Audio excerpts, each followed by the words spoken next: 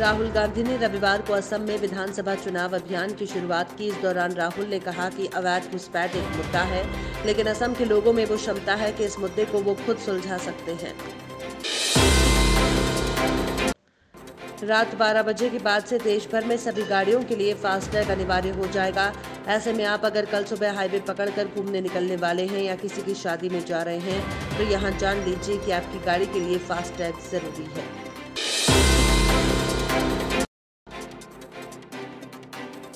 देश भर में कोरोना वायरस संक्रमण के मामलों में कमी आने लगी है, लिहाजा केंद्रीय कर्मचारियों से सभी वर्किंग डेज के दिन ऑफिस आने को कहा गया है। कार्मिक मंत्रालय के आदेश में ये बात कही गई है।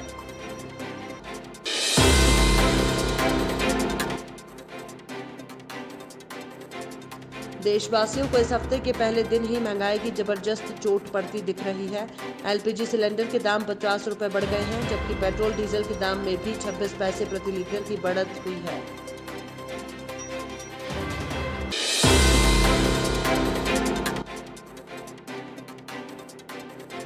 दिल्ली एनसीआर में सोमवार की सुबह हल्का कोहरा देखा गया। स्काई मैट वेदर रिपोर्ट के मुताबिक अगले 24 घंटों के दौरान उत्तर पश्चिम भारत के मैदानी इलाकों और गंगा के मैदानी भागों में कोहरा छाया रहेगा।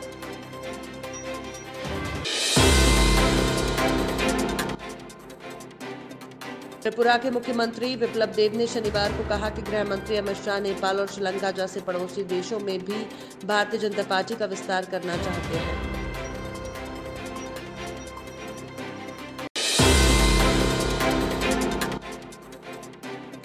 दिशा रवि की गिरफ्तारी के खिलाफ कांग्रेस के दिग्गजों ने ट्वीट किया। इसमें आनंद शर्मा, पी चिदम्बरम, जयराम रमेश, शशि थरूर शामिल हैं।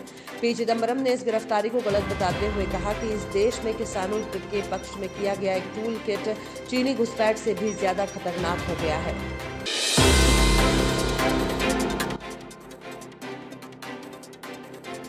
नोएडा इंटरनेशनल एयरपोर्ट बनाने के लिए 11,000 से ज्यादा पेड़ों को काटा जाएगा। वन विभाग ने इन पेड़ों को काटने के लिए 6 महीने का समय दिया था, लेकिन एयरपोर्ट निर्माण में देरी के चलते अब इस अवधि को 2 साल के लिए बढ़ा दिया गया है। बंगाल बीजेपी के अध्यक्ष दिलीप घोष ने एक रैली के दौरान सत्तारूढ़ पार्टी पर जमकर निशाना साधा। इस दौरान शब्दों की मर्यादा लांघते हुए घोष ने कहा कि अगर चुनाव के बाद माएं अपने बच्चों का चेहरा देखना चाहती हैं, तो माओं को बोलो कि अपने बच्चों को नियंत्रण में रखें।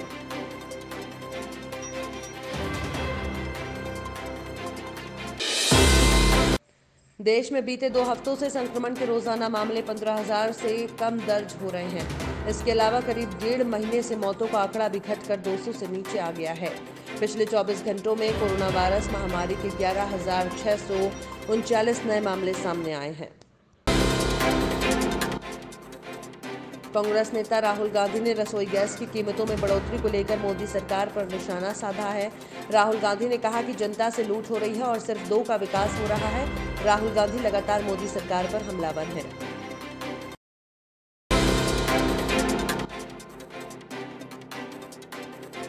ताजा बयान टीएमसी के नेता और ममता सरकार में मंत्री तपास राय की तरफ से आया है। तपास राय ने कहा है कि बीजेपी के खिलाफ चुनाव में कांग्रेस और लेफ्ट को भी टीएमसी के साथ आना चाहिए।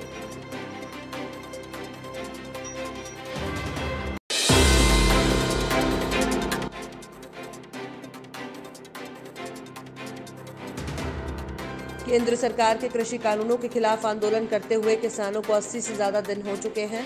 वहीं खबर आ रही है कि महापंचायत के बाद अब बरनाला में 21 फरवरी को एक संयुक्त किसान मजदूर एकता रैली आयोजित की जाएगी।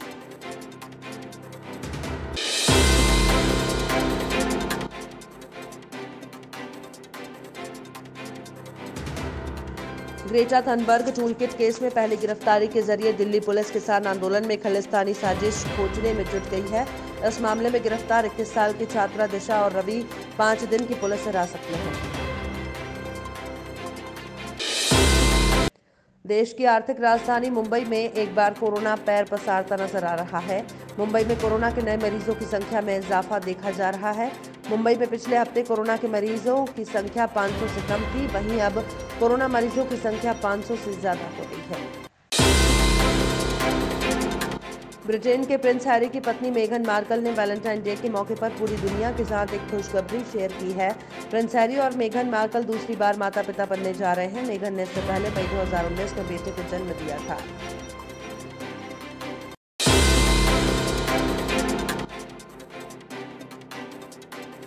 विशेषज्ञों ने चेताया कि नई कोविड-19 वैक्सीन का विकास महामारी को उस वक्त तक खत्म करने में सक्षम नहीं होगा जब तक कि सभी देशों को जल्दी और निष्पक्ष तरीके से डोज न मिल जाए।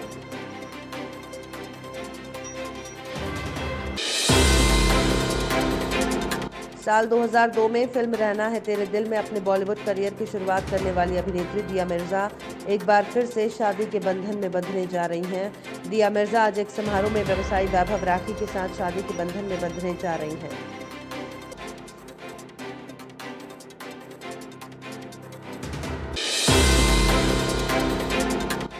New age star Kartik Aaryan और जाह्नवी कपूर के अफेयर की अफवाह काफी समय से गर्म है। इस बीच कार्तिक आर्यन ने वैलेंटाइन डे पर एक खूबसूरत पोस्ट लिखा है जिस पर जाह्नवी ने हार्ट रिएक्ट किया है। कुछ दिनों पहले ही कार्तिक आर्यन और जाह्नवी कपूर को गोवा में बाइक से घूमते हुए देखा गया था।